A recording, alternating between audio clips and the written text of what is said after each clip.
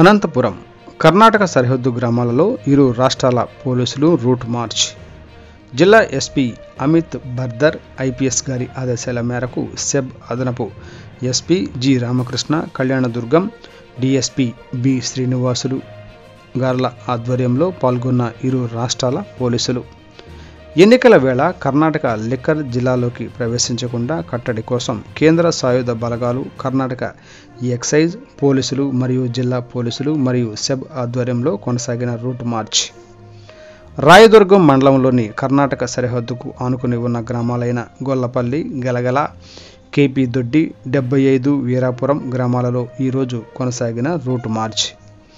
అక్రమంగా కర్ణాటక నుండి లిక్కర్ తరలించిన, జిల్లా సరిహద్దుల్లో విక్రయాలు కొనసాగించిన చట్టపరంగా కఠిన చర్యలు తీసుకుంటామని సెబ్ అదనపు ఎస్పీ జి రామకృష్ణ హెచ్చరించారు.